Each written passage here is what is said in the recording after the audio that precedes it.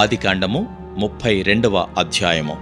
యాకోబు తన త్రోవను వెళుచుండగా దేవదూతలు అతన్ని ఎదుర్కొనిరి.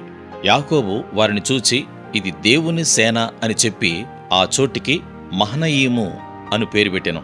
యాకోబు ఎదోము దేశమున అనగా శేయీరు దేశముననున్న తన సహోదరుడైన ఏశావునొద్దకు దూతలను తనకు ముందుగా పంపి, మీరు నా ప్రభువైన ఏశావుతో, ఇంతవరకు నేను లాబానునొద్ద నివసించి ఉంటిని, నాకు పశువులు, గాడిదలు, మందలు, దాసీ జనమును కలరు.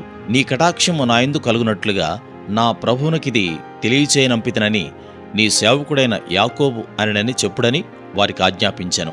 ఆ దూతలు యాకోబునొద్దకు తిరిగి వచ్చి, మేము నీ సహోదరుడైన ఏశావునొద్దకు వెళ్ళితిమి, అతడు 400 మందితో నిన్ను ఎదుర్కొని వచ్చుచున్నాడని చెప్పగా, యాకోబు మిక్కిలి భయపడి తొందరపడి, ఏశావు ఒక గుంపు మీదికి వచ్చి దాని హతము చేసినడెల మిగిలిన గుంపు తప్పించుకొని పోవననుకుని తనతోనున్న జనులను, మందలను, పశువులను, ఒంటెలను 2 గుంపులుగా విభాగించెను. అప్పుడు యాకోబు, నా తండ్రి అయిన అబ్రహాము దేవా, నా తండ్రి అయిన ఇస్సాకు దేవా, నీ దేశమునకు నీ బంధువుల యొద్దకు తిరిగి వెళ్ళుము. నీకు మేలు చేసేదనని నాతో చెప్పిన యెహోవా, నీవు నీ సేవకునికి చేసిన సమస్తమైన ఉపకారములకును సమస్త సత్యమునకును అపాత్రుడను. ఎట్లనగా నా చేతి కర్రతో మాత్రమే ఈ యొర్దాను దాటితిని.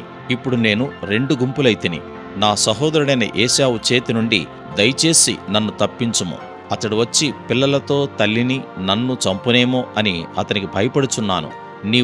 నేను నీకు తోడై నిశ్చయముగా మేలు చేయుచు విస్తారమొకటి వలన లెక్కింపలేని సముద్రపు ఇసుకవలే నీ సంతానము విస్తరింపచేయుదునని సెలవిచ్చితివే అనెను.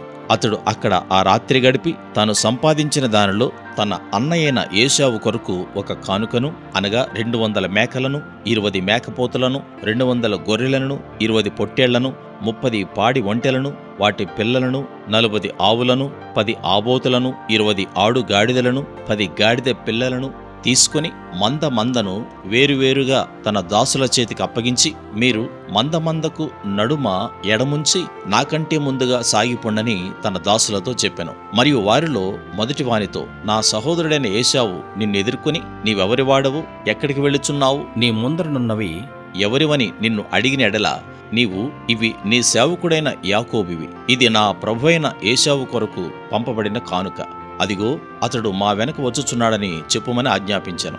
అట్లతడు నేను ముందుగా పంపుచున్న కానుక వలన అతని సమాధానపరిచిన తర్వాత నేను అతని ముఖము చూచెదను. అప్పుడతడు ఒకవేళ నన్ను కటాక్షించుననుకొని మీరు ఏశావును చూచినప్పుడు ఆ చొప్పున అతనితో చెప్పవలననియు, మీరు, ఇదిగో నీ సేవకుడైన యాకోబు మా వెనక వచ్చుచున్నాడని చెప్పవలననియు, 2వ వానికిని 3వ వానికిని మందల వెంబడి వెళ్లిన వారికందరికీ ఆజ్ఞాపించెను. అతడు కానుకను తనకు ముందుగా పంపించి తాను గుంపులో ఆ రాత్రి నిలిచెను.